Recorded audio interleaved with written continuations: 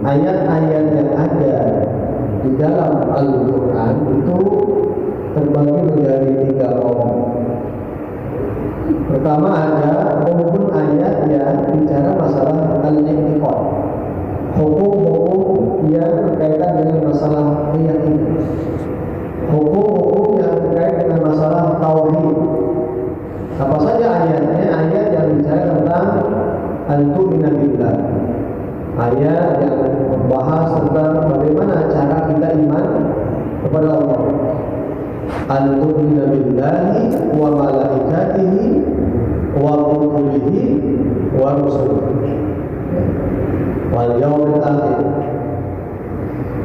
Nah, ayat-ayat itu kalau kita lihat memang jumlahnya tidak banyak, sebab memang masalah-masalah keimanan tentu adalah fokus utamanya adalah bagaimana kita beriman kepada Allah itu dengan caranya Allah.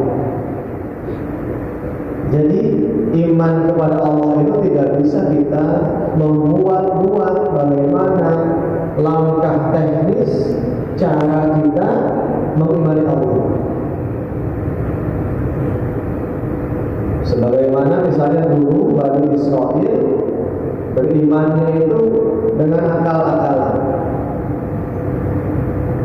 Bagaimana akal-akalan Bani Israel sempat menantang kepada Nabi Musa. Waqalu ya Musa lan nu'mina laka hatta narallaha jahratan.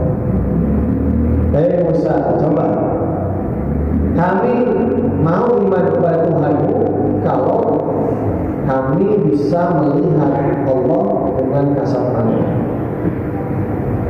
Jadi kalau sudah kelihatan Tuhannya baru mau iman. Nah itu yang disebut dengan iman akal. Iman dengan cara pandang manusia. Nah iman yang model begitu langsung disalahkan oleh Allah. Jadi cara beriman kepada Allah itu harus menempuh bagaimana Allah mengajarkan kepada Rasul. Jadi bahasa mudahnya, kalau kita ingin mengenal Allah, tidak ada cara yang bisa ditempuh mengenal Allah itu kecuali dengan caranya Allah bagaimana mengenalkan zatnya kepada utusannya. Nah, ayat-ayat yang bicara masalah ayat itu semuanya itu. Itu biasanya diturunkan pada fase Makkiyah, fase di mana Nabi Muhammad berada di Makkah. Maka juz Amma yang juz ke-30 itu hampir semuanya surahnya Makkiyah. Kalau ada Madaniyah itu tidak banyak, sedikit saja. Sisanya adalah surah Makkiyah. Baik, yang kedua, para jamaah sekalian, kandungan ayat Quran itu bicara tentang masalah khuluqiyah. Ayat-ayat yang bicara tentang akhlak. Bagaimana kita berjalan, bagaimana kita makan, bagaimana kita birrul walidain, berbuat bakti kepada kedua orang. Contoh misalnya Allah Subhanahu wa taala mengatakan waqfid lahuma janahal dhulli minar rahmah wa qul irhamhuma kama rabbayana saghira. Atau misalnya ayat Allah katakan wala taqul lahuma uff wala tanharhuma wa qul lahuma qawlan karima. Dalam Luqman dikatakan sekalipun misalnya ada anak dengan ibunya beda akidah, tapi tetap boleh dia menyakiti ibu.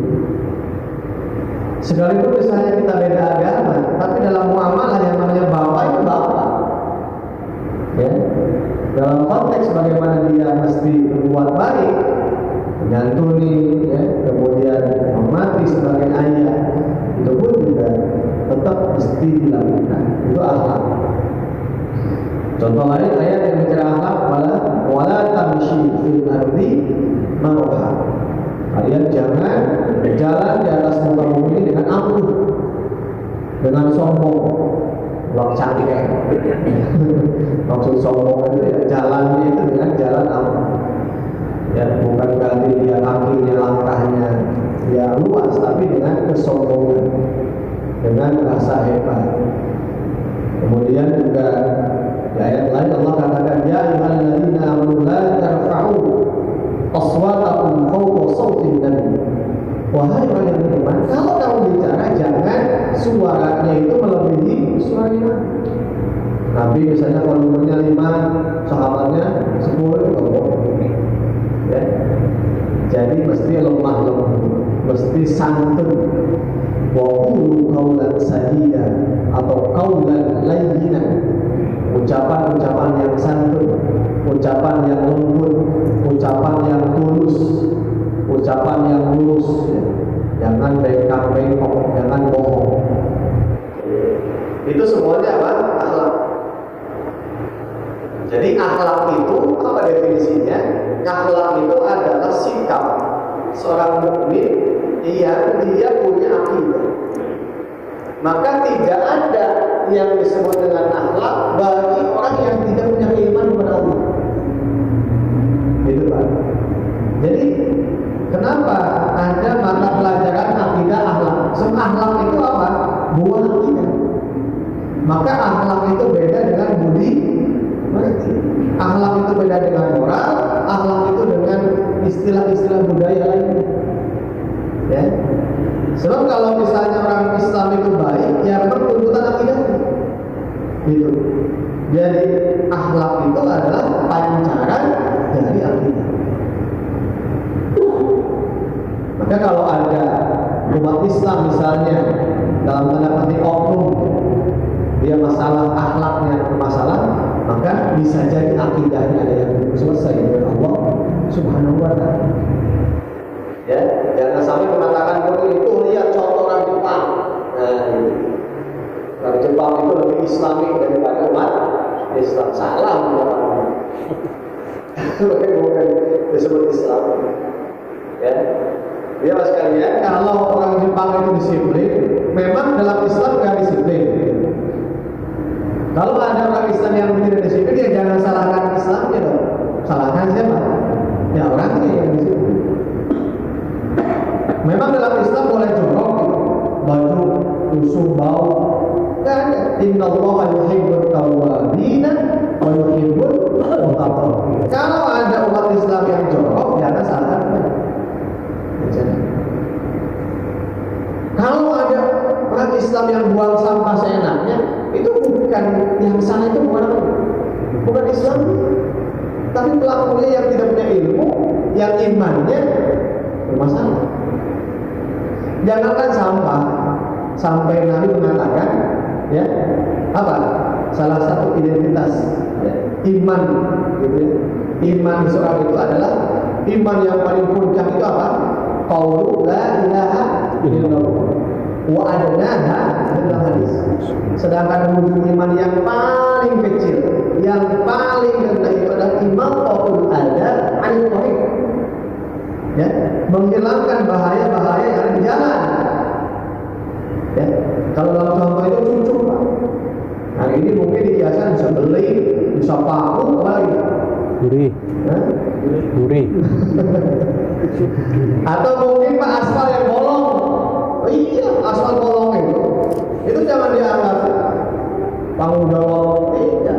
Aspal yang bolong membuat orang lewat celaka itu dosa. Banyak yang bolong itu kan. Di perumahan ya bolong. Nah, gitu Pak. Itu di jalan apalagi Pak, kalau ada yang bolong kemudian orang nggak tahu Pak. Ya, ketika dilewati kemudian dia jatuh. Biar itu kita merasa dizolimi. Itu hati-hati dihisap tuh Pak. Ya, bupati itu dihisap. Dan presiden dihisap Pak. Ya, sebab zaman khalifah dulu Pak ada keledai yang kakinya terpelosok Pak di daerah Banten. Ya, itu kalau tidak salah Khalifah Al-Muqtasim Billah itu sampai Pada waktu itu beliau ketakutan, kekhawatiran. Kenapa? Dengan keledai itu dia takut pingsan di akhirat akibat keledai kakinya terpelosok. Itu keledai bukan siapa? Bukan manusia. Ya apalagi kalau manusia. Nah, jadi apa sekalian, Islam itu sudah jelas. Akhlak itu adalah buahnya akidah. Sebab dalam Islam itu ada konsep yang bersifat universal. Kalau konsepnya universal, berarti apa? Itu rahmatan linnas. Wa ma arsalnaka kafatan linnas. Islam disampaikan oleh Muhammad itu kafatan linnas untuk semua manusia. Bukan hanya untuk muslim, tapi semua. Jadi ada wilayah tentang apa? Tidak boleh bohong, disiplin, tanggung jawab, apalagi, ya itu adalah ajaran Islam. Maka kalau ada muslim yang begitu, maka dia sesungguhnya telah menunjukkan sikap akidah. Ya, jangan terlalu sempurna. Nah ini harus sekalian, ya, itu akhlak.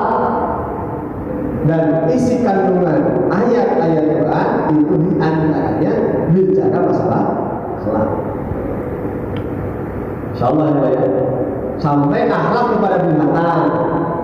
Nggak boleh Pak ada kucing ditendang seenaknya, ya. Itu di YouTube itu ada viral orang yang punya anjing yang cekek, anjing yang ditendang. Ya. Binatang itu nggak boleh sakit. Tumbuh-tumbuhan juga nggak boleh ditendang seenaknya. Itu akhlak, ya. Jadi Islam itu kompleks sekali, ngurus masalah-masalah yang kecil. Ya, kita ibarat nggak boleh kencing di air yang menggenangi nggak boleh kencing itu bisa itu banyak banget. Ada lubang kita lubang apa? Lubang semut. Kalau ada anak-anak itu ajarin itu nggak boleh kencing di situ. Ayo pilihan. Kamu kena lihat orang yang ada. Galaman Pak bagaimana itu Pak? Galaman tuh. Fishbone. Ada di pilihan dia. Nggak boleh Pak. Ya, insyaallah. Bagaimana sih Pak menakut-nakuti Pak itu nggak boleh Pak. Misalnya Pak pakai pisau, itu nggak boleh Pak. Main-main pakai pisau pakai golok itu nggak boleh. Nakut-nakutin orang ngeprank supaya kaget, nggak boleh gitu. Ya, orang misalnya di WC masukin apa? Petasan, itu nggak boleh. Nggak boleh itu Pak. Ya, sudah tahu jantungan nakut-nakutin di prank misalnya sampai dia. Ya, itu pisau main-main begini itu nggak boleh, itu pisau itu binatang. Akhlak itu, ya. Akhlak. Nah, ini apa sekalian? Ini ayat-ayat yang kedua, rumpun kata Imam Al-Muwaffaq. Yang ketiga apa sekalian? Quran itu ayat-ayatnya, rumpun yang ketiga bicara masalah ayat-ayat yang bersifat amali, ayat-ayat yang sifatnya praktis. Ya, amal, aktivitas kehidupan keseharian kita.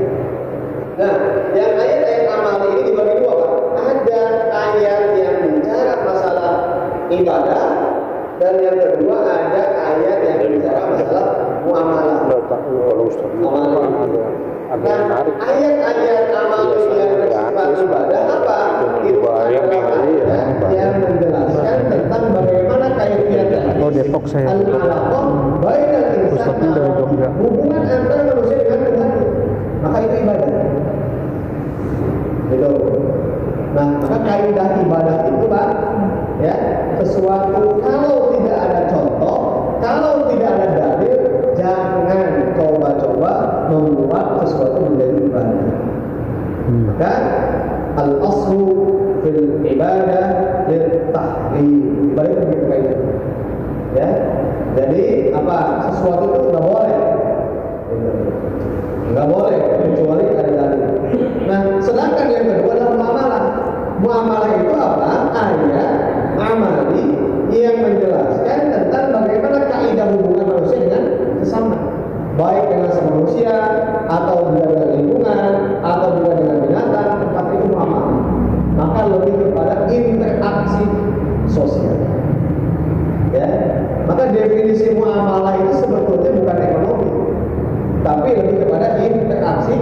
sosial.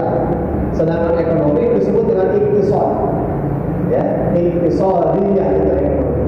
Nah, maka jemaah sekalian, yang kedua ini yang muamalah ini nanti penjelasannya ada 7 Pak.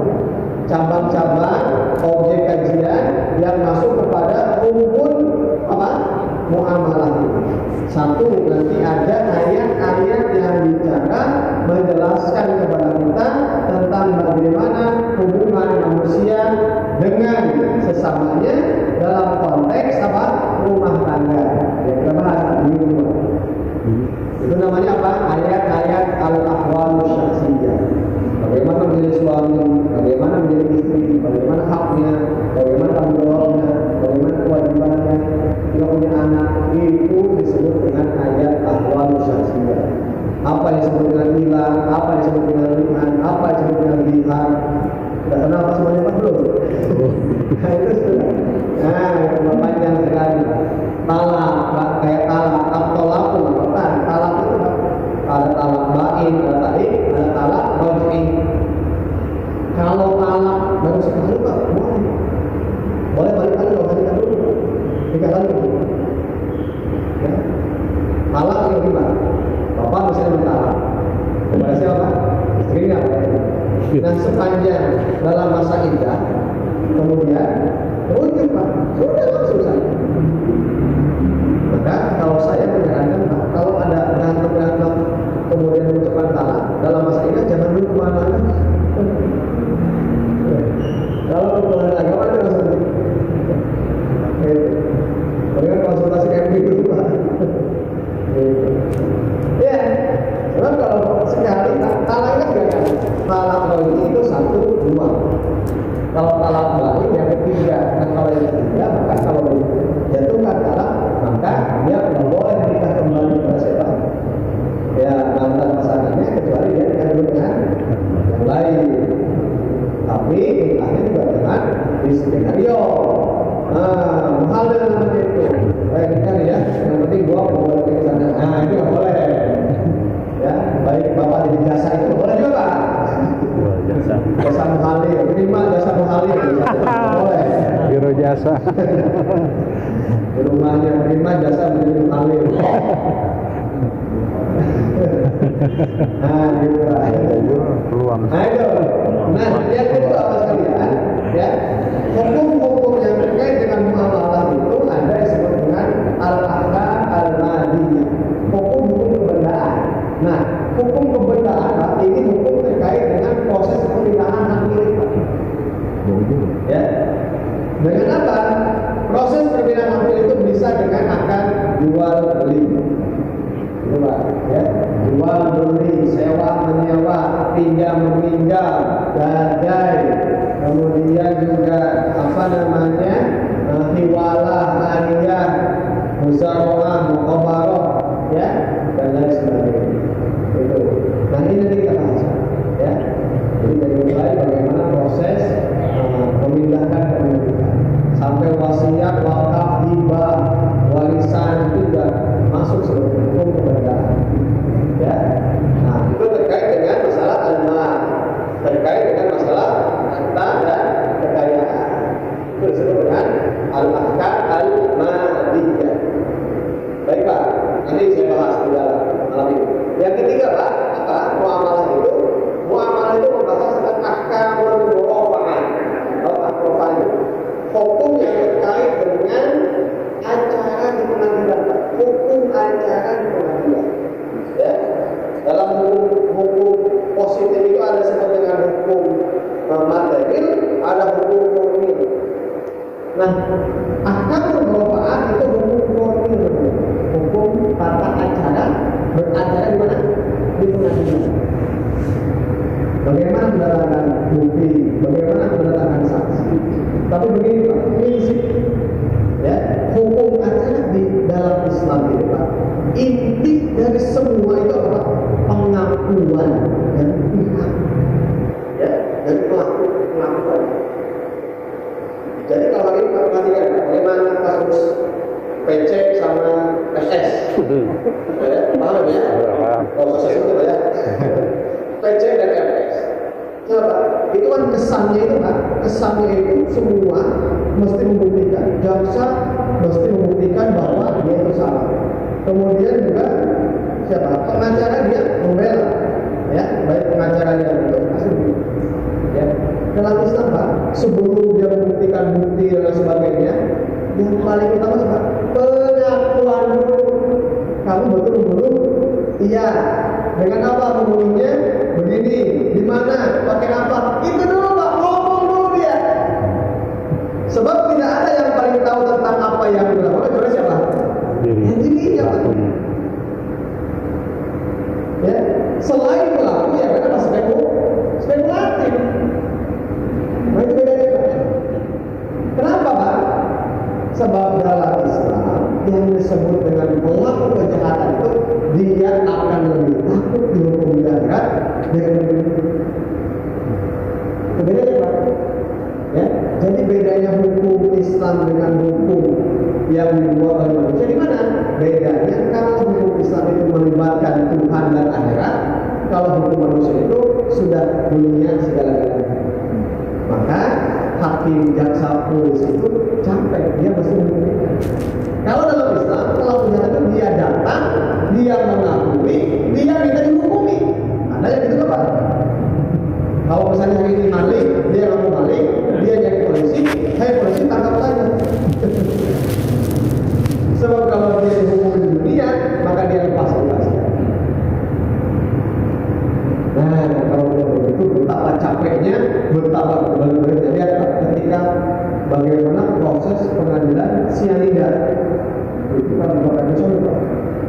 Sianida siapa sih? Wongso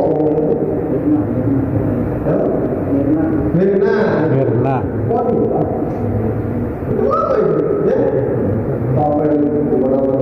Kapal isolasi. Ya ini bahasa. Ya. Kenapa masalahnya? Pelakunya dia tidak mengaku dengan sejujur,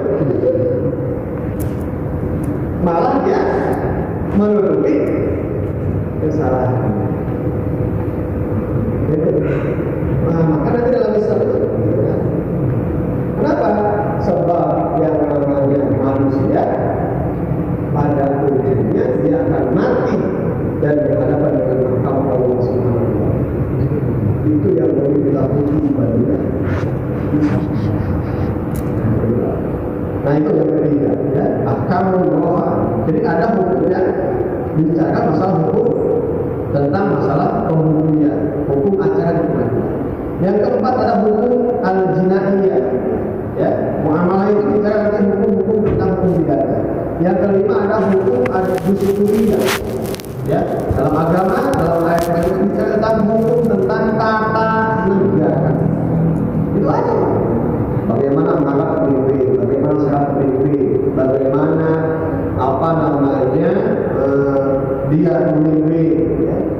Dan yang terakhir ada hukum tentang masalah al-iqtisadiyah wal maliyah.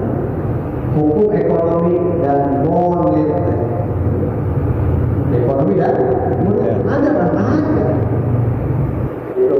Nah, jadi jamaah sekalian, kalau kita bicara masalah ekonomi atau juga bicara masalah fikih muamalah, tentu sangat luas sekali. Ya. Baiklah, malam ini kita bicara tentang yang paling prinsip dulu, Pak. Sebelum kita masuk pada tema-tema yang apa? Prinsip tentang siapa pemilik kekuasaan yang ada di muka bumi. Pemilik mutlak itu dialah Allah Subhanahu wa Ta'ala. Itu prinsip adalah muamalah. Posisi manusia, katakan, itu hanya sebagai mustahlik. Apa itu mustahlik? Hanya sebagai pemeran pengganti saja, hanya peminjam saja, hanya dikasih amanah saja. Jadi kalau hari ini Bapak punya sertifikat tanah, maka hakikat pemilik yang sesungguhnya siapa? Allah yang dititipkan kepada Bapak. Itu Pak bahasa pasti. Kalau hari ini kita punya uang di deposito misalnya 100 juta, itu bukan uang kita sebetulnya. Berarti apa? ketika kita memiliki sesuatu, maka kepemilikan kita itu tidak mutlak. Maka lawannya apa? Terikat. Lawannya itu apa? Terikat. Mutlak, muqayyad. Kalau muqayyad, terikat. Bapak hari ini sah menjadi suami dan pasangan istri bapak. Nah, istri bapak itu bukan milik mutlak bapak. Paham? Bukan nggak boleh seenaknya dijual, suruh usaha semua mau gitu. Syukur tangga. Ya, atau misalnya suruh pulang seenaknya untuk orang tuanya kalau ada masalah, atau misalnya dizalimi dengan generasi nafkah. Nah, falsafah itu semua bahwa siapa? Kita ini mustaqbil kalau dihubungkan dengan harta dan kepemilikan. Sedangkan Allah disebut pemilik mutlak. Maka kaidah fikih muamalah itu kita ketika memiliki sesuatu tidak sebebas-bebasnya menggunakan harta itu sesuai dengan hawa nafsu kita. Gitu Pak. Maka di sana nanti ada infak, ada zakat, ada sedekah, ada mekanisme tentang bagaimana pengaturan harta. Contoh misalnya Pak, ya. Tadi misalnya dalam Islam kita punya tanah. Tanah itu ditunjukkan dengan apa? Sertifikat hak milik misalnya. Nah, dalam Islam Bapak sekalian, itu tanah tidak boleh selama 2 tahun dimatikan tanpa dihidupkan begitu saja.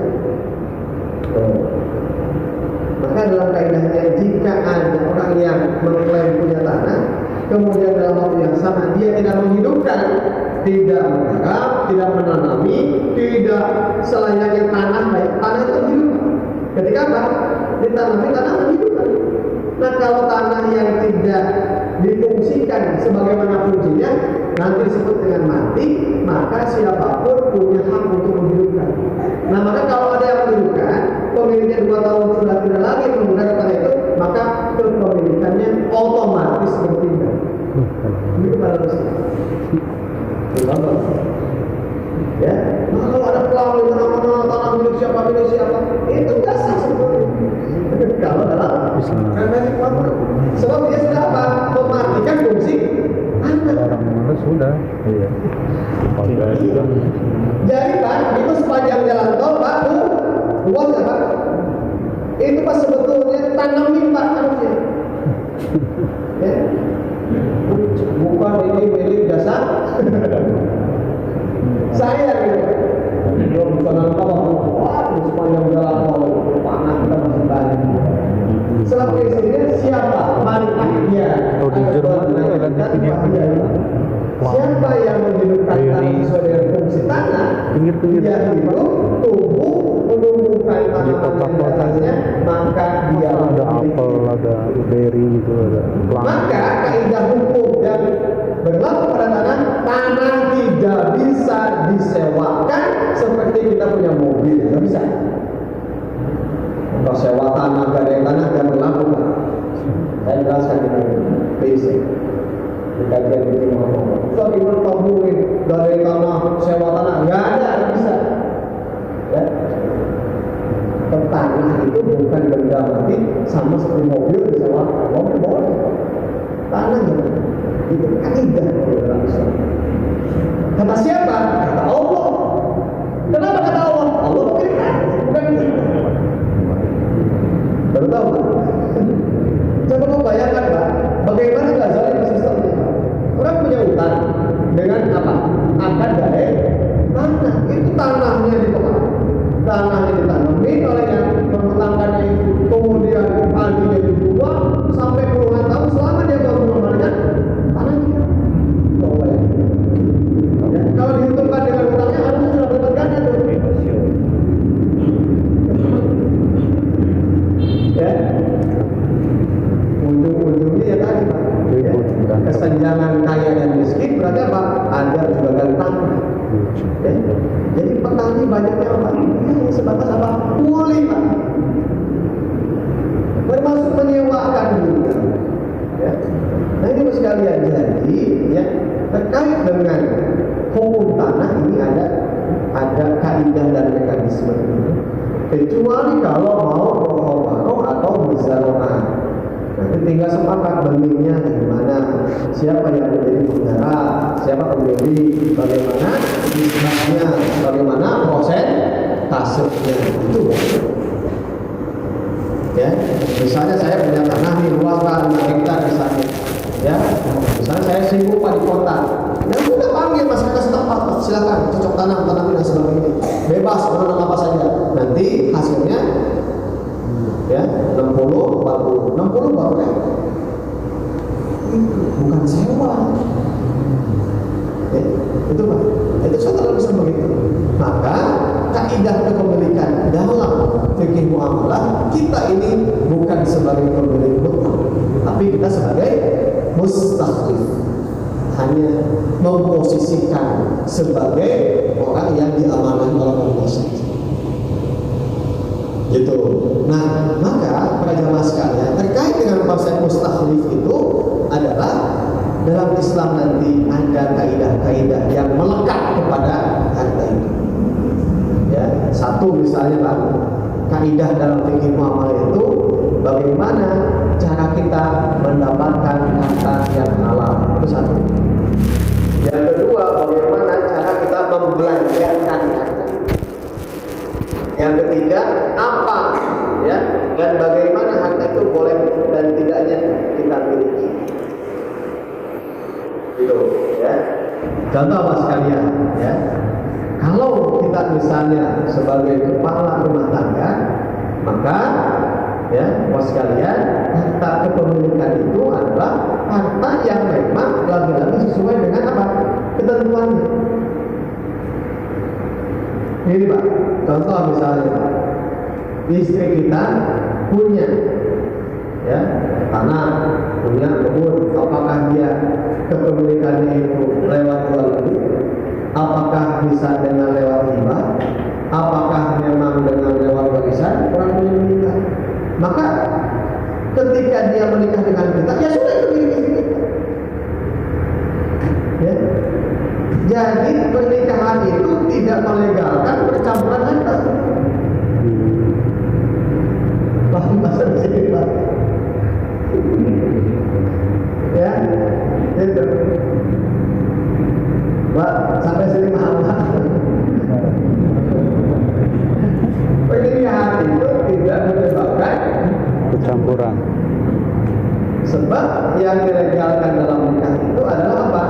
Mengharapkan yang Allah berubah bukan ya. Kalau dari Maka mertua bodohnya itu bagaimana ya? gimana tadi Pak? Oh, bodohnya gimana? Iya, dari warisan mertua. Bodoh Jadi campur ya, campur sama kita. ya. Campur sama kita. Sebetulnya jelas ya. Jadi Mas sekalian, kalau nafkah yang diberikan oleh suami kepada dia milik siapa? Yang miliki istri. Istri kerja misalnya pada gaji milik siapa? Yang miliki istri. Nah, ya maka harus jelas dulu Pak. Jadi kepemilikan ya itu tetap berlaku bukan masih seperti itu ya. Kenapa? Sebab nikah itu hanya menghalalkan farjnya, menghalalkan muasyarahnya. Tidak otomatis bahwa kepemilikan yang didapatkan itu adalah kepemilikan yang ya terdiri suami. Nah maka bos kaya ini contoh kita bisa jual beli, istri jual beli, istri beli emas dari siapa? Istri. Yang beli istri, kenapa jadi beli suami? Nah uang yang dipakai untuk jual beli punya siapa? Misalnya nafkah nabung ya dikumpul-kumpul oleh istri, mau dibelikan apa sih? Ya, bapak misalnya mencari nafkah, punya gaji, beli rumah, beli mobil, ya itu. Nah, terkait nanti kewajiban bapak dengan istri, ya naikkan kewajiban. Nah, ini bos sekalian, ya. Jadi proses bagaimana mendapatkan harta itu nanti dibahas dalam fikih muamalah. Maka antara muamalah dan nafkah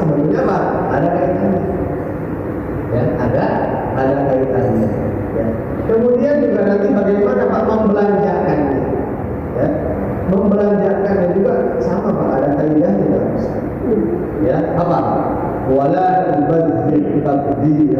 Satu, kaidah belanja itu tidak boleh Bazir. boros. Tabdzir, belanja sesuatu yang tidak dibutuhkan, belanja sesuatu yang sudah ada. Yang kedua apa? Wakulu washrobu wala tusrifu. Silakan makan, silakan minum, wala tusrifu, tapi tidak boleh apa? Nah, nah, kemudian kaidah yang selanjutnya Pak, bagaimana membelanjakan harta? Kata Nabi, kata Allah, yas'alunaka madza yunfikun qulil afwa. Ini infak Pak, membelanjakan. Kaidah membelanjakan harta itu adalah kaidahnya apa yang menjadi kelebihan dari apa yang sudah kita konsumsi. Itulah kok. Kaidah membelanjakan harta atau infak gitu ya. Infak itu belanja. Itu kaidahnya adalah apa yang menjadi kelebihan dari apa yang sudah kita konsumsi. Contoh Pak, kita makan Pak, ya, makan, ya, makan nasi, ya, tahu, tempe, ayam. Nah, misalnya di atas meja makan itu masih ada sisa, ada 4 tahu, 4 tempe, ya, nasi masih ada. Nah, itu kelebihan. Ya, kita sudah makan, istri kita sudah makan, anak kita sudah makan, kan sudah konsumsi, sudah cukup kan? Begitu. Nah, itu kelebihan. Nah, itulah yang kalau mau disedekahkan itu yang menjadi kelebihan kalau kita sudah cukup mengkonsumsi apa yang kita punya. Al-afwa itu az-ziyadah al-afwa. Gitu. Jadi apa?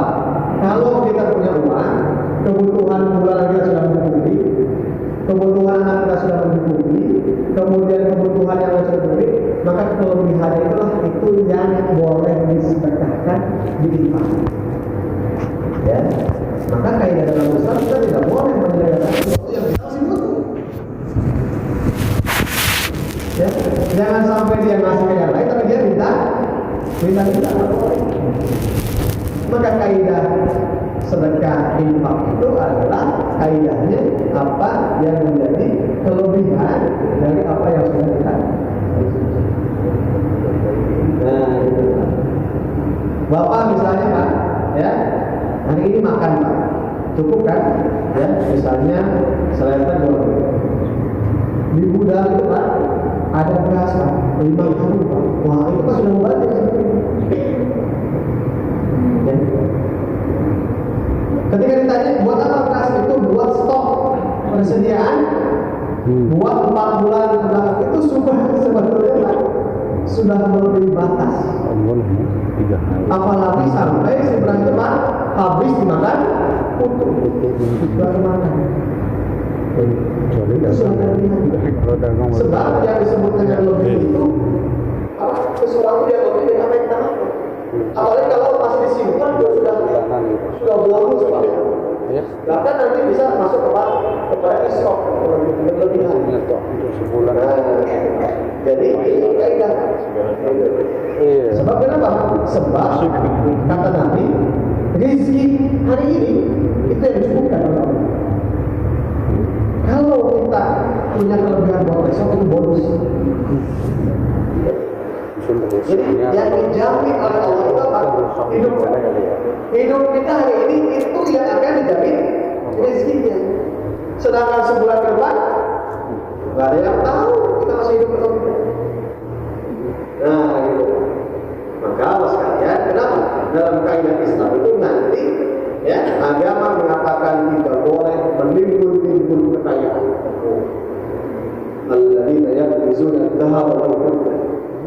Menimbun-nimbun. Kenapa? Tidak boleh. Ya. Jadi kaidah-kaidah. Nah, dari sini apa? Ya, sebetulnya apa? Di sana ada kesetaraan konsep. Ya. Kenapa? Sebab patokan yang menjadi kelebihan itu apa yang dikonsumsi, ya, bukan apa yang ada, yang lebih yang apa itu. Nah, kalau kelebihan itu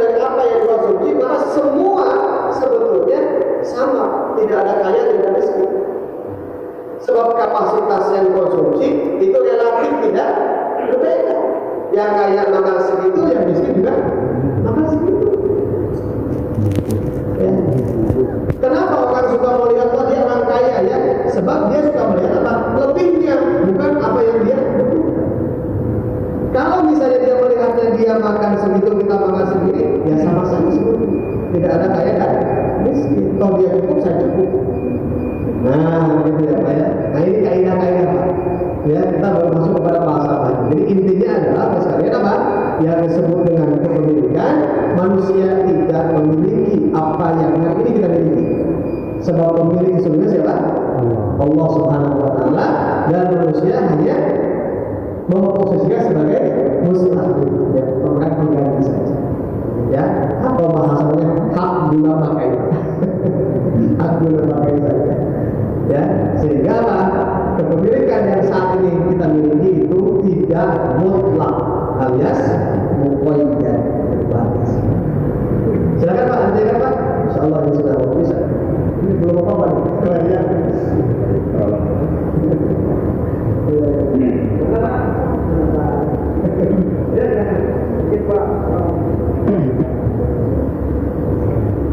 Assalamualaikum warahmatullahi wabarakatuh.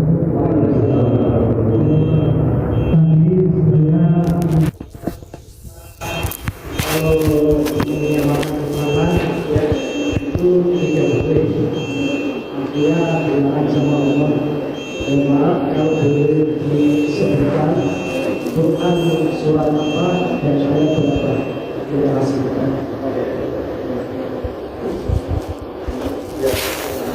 Begini Pak, ada satu kitab namanya Ahkamul Aruf.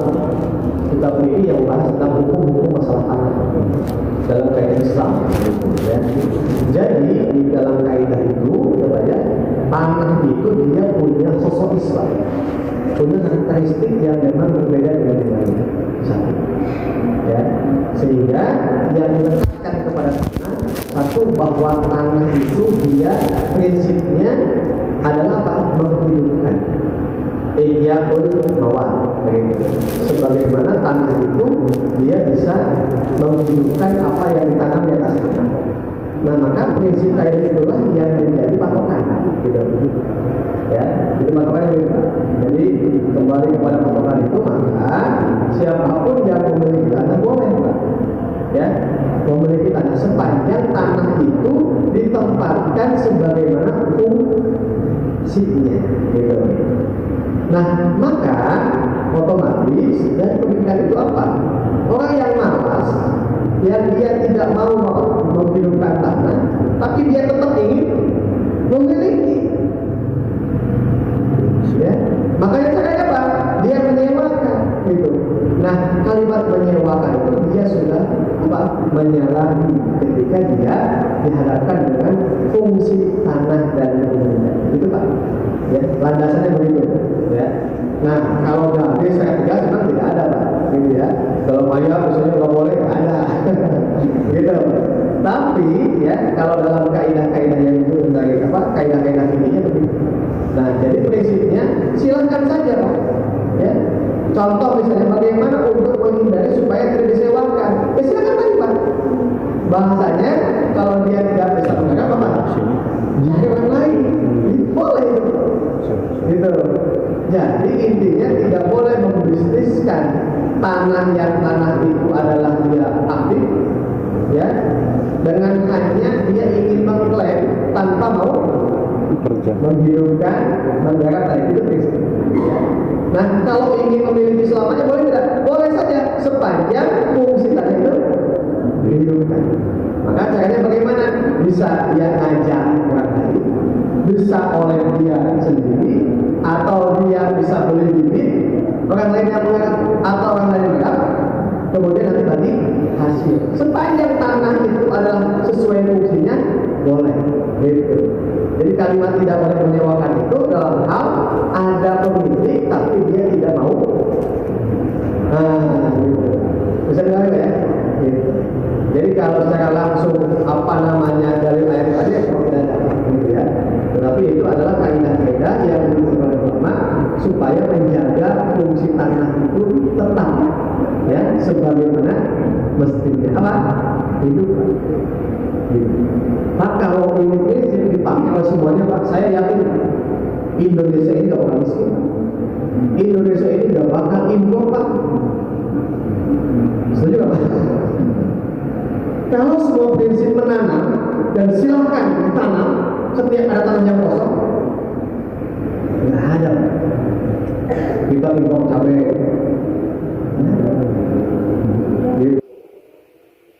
Yang menjalankan kita susah adalah ada batas-batas kepemilikan kami.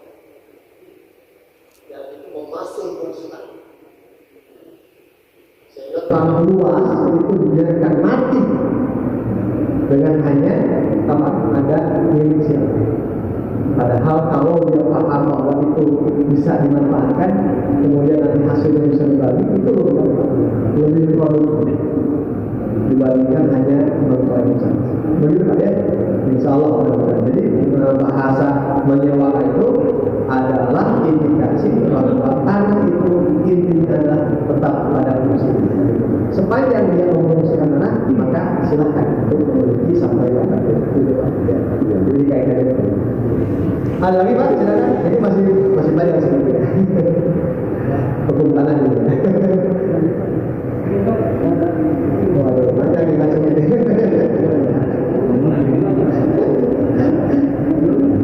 Langsung aja.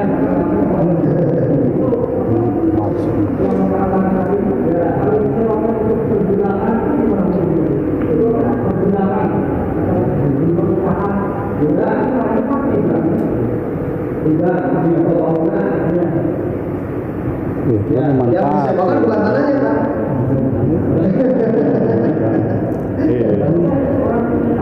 Ya. Ya kalau memang itu fungsi tanahnya di situ bukan untuk kehidupan, bukan pertanian, ya boleh. Nah itu makan. Ya, yang tidak boleh itu kan Pak. Kalau misalnya dia produktif, kemudian iya salah. Salah kita mana? tidak boleh. Seperti Malah sini fungsi terus kita sewakan. Nah, yang nyewa itu. kembali ke fungsi tanah. Tanah itu dibangun. Mau nanggain Jangan dimatikan. Karena matikan. Iya, intinya nggak boleh. Assalamualaikum warahmatullahi wabarakatuh. Ini di kampung ya, yang berjalan di kampung itu. Kalau masalah tanah itu biasanya dijual gade, kan? Jadi jual gade atau istilahnya kalau di kampung itu jual beli. Misalkan 1 hektar misalkan dibeli 200 juta, itu pembelinya itu punya hak untuk bayar selama 3 tahun. Dan nanti setelah 3 tahun itu yang punya sawah itu misalkan harus dikembalikan lagi dengan uang yang nanti dikasihkan beli itu. Dia hanya punya hak untuk bayar pajak. Itu secara hukum Islam gimana Pak? Pertama yang masalah tanah gade itu. Itu tumpang tindih akadnya. Tumpang tindih antara akad jual beli, akad gadai, akad gadai. Tiga itu. Nggak pasti. Nggak boleh. Iya kan? Ya. Sehingga ada yang dirugikan pasti. Kalau begitu. Ya. Jadi kalau mau jual beli itu putus Pak. Kalau jual beli, jual beli itu akan ya ada konsekuensi proses perpindahan pembeli. Kalau dia mau jual beli, berarti apa? Tanahnya sah milik si pembeli. Berarti si penjual sudah tidak bisa nuntut dalam 3 tahun dikembalikan, nggak ada. Nggak boleh. Itu satu. Jadi kalau dia mau jual beli, silahkan boleh. Ya, tanah itu dijual, kemudian proses kepemilikan yang berbeda, kemudian silahkan. Nanti fungsi tanah ini dilanjutkan sebagaimana hak tanah. Yang kedua, kalau misalnya gadai, jelas gadai itu Pak tidak berlaku pada benda sesuatu yang sifatnya produktif, ya, yang menghasilkan uang. Gadai itu hakikatnya dia tidak memindahkan kepemilikan, tidak. Gitu. Contoh misalnya Pak, ya, saya punya utang, gitu ya, ke si A. Nah, atau dalam hal misalnya saya, ya, jual beli, harusnya biasa 1 juta, tapi saya punya uangnya cuma 800.000. Nah, itu awalnya dari dia. Nah, yang 200 saya punya utang. Nah, sebagai penguat bahwa saya tidak akan lalai, yang 200 maka saya simpan ini handphone saya. Ini handphone dari siapa?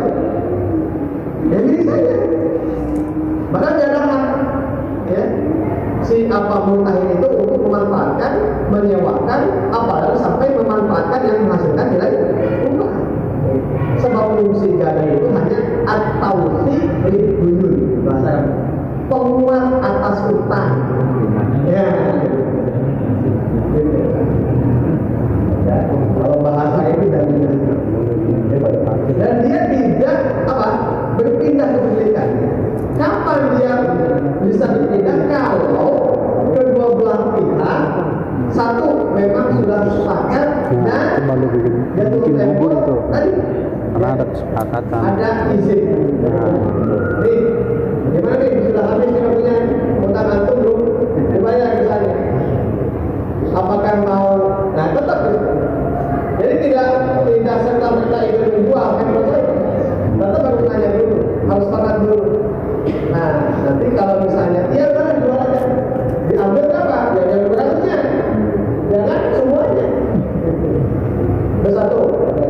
Yang kedua boleh menggadaikan dengan sesuatu yang sifatnya benda hidup. Contoh misalnya menggadaikan unta, menggadaikan kambing, menggadaikan sapi.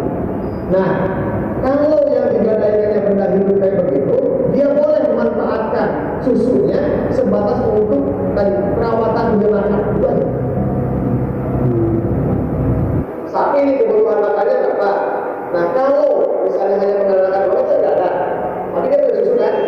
Susunya dijual untuk kehidupan sapi selama 3 hari. Ya, tidak boleh sapinya itu kemudian bisa makan, uangnya diambil, gitu ya. Apalagi sapi dipakai berkah. Jadi keuntungan-keuntungan yang tidak sesuai dengan apa yang diharapkan, maka itu juga. Nah, nanti kasusnya itu kebanyakan kamu tahu jadi ada gadai yang tidak pernah ada putus. Ya, jadi satu sisi pihak yang penggadai itu dia memanfaatkan, yang menggadaikan dia tidak berusaha. Sehingga apa? Penumpukan dan itu ada satu pihak yang dirugikan. Jadi Pak, jadi kalau toh misalnya dia mau menggadaikan apa namanya sawah itu, ya sudah sawahnya tetap dari siapa? Ya dia dari siapa? Jadi seperti apa? Ya, tidak terjadi apa namanya diambil alih kepemilikannya, bahkan bisa dimanfaatkan semaksimal mungkin sampai dia bisa bayar Sudah jaminan dulu. sebab tidak ada proses atau ngambil untung ya. semua masing-masing. Tapi dibilang bisa putus juga kalau dia ada akan dibayar. Bagaimana kita ya? Itu kalau misalkan kita balikin uangnya, itu biasanya yang beli itu jarak sama orang yang Enggak ada. biasanya kalau sama akhirnya dijual istilahnya Buat ada Pak istilahnya. Iya. Sepakat. Jual paksa itu ya. Nggak punya duit. Nah, itu juga sama. Kalau toh misalnya nanti suatu saat jatuh tembok dan dia belum bisa menyelesaikan utangnya, Mau ini. itu hak si gadai. Apakah yang dijual itu Barbar memang itu. salah itu atau yang Udah salah benar dia. Nah, kalau Kan soal niatnya aja udah salah kan. jadi pokoknya si pihak yang apa Itu kan namanya pasti rentenir. apa namanya si penggadai tidak punya apa namanya hak untuk tadi rebut mengambil alih apalagi bayar dari Oh iya. Masih gitu. Mungkin masih banyak. Kalau di Jakarta aku udah warning. jelas ya Pak ya? Oh, ini belum Pak dibahas. Ini belum dibahas, jual beli juga belum. Ya, baik insya Allah Pak ya. Nanti mudah-mudahan Pak kita akan ngomong ya. Kalau bisa dari kesempatan ya Pak ya. Untuk mulai jual beli sewa penyewa terus sampai baik kawan sekalian ya, terima kasih atas perhatiannya. Mudah-mudahan lebih menambah keyakinan pengetahuan kita tentang bab fikih muamalah ini. Ya, prinsipnya tidak sulit Pak, Islam itu tidak sulit. Ya, kalau ada hal praktek yang salah jangan diikuti Pak. Itu gak ada yang salah, gak ada yang tidak sesuai dengan syariat. Tapi mengatasnamakan gak ada yang salah. Karena dia tidak mengikuti kaidah-kaidah syariat. Baik, jamaah sekalian. Alhamdulillah kita sudah selesai dan ini sudah dibawa Isya. Mudah-mudahan ada manfaatnya dan tetap semangat ya. Kalau ini ilmu itulah yang akan mendidik kita ya dan membawa kepada kita kebahagiaan baik di dunia maupun di akhirat nanti. Hadanallahu wa iyyakum ajmain. Wallahul muwaffiq ila aqwamit thoriq. Assalamualaikum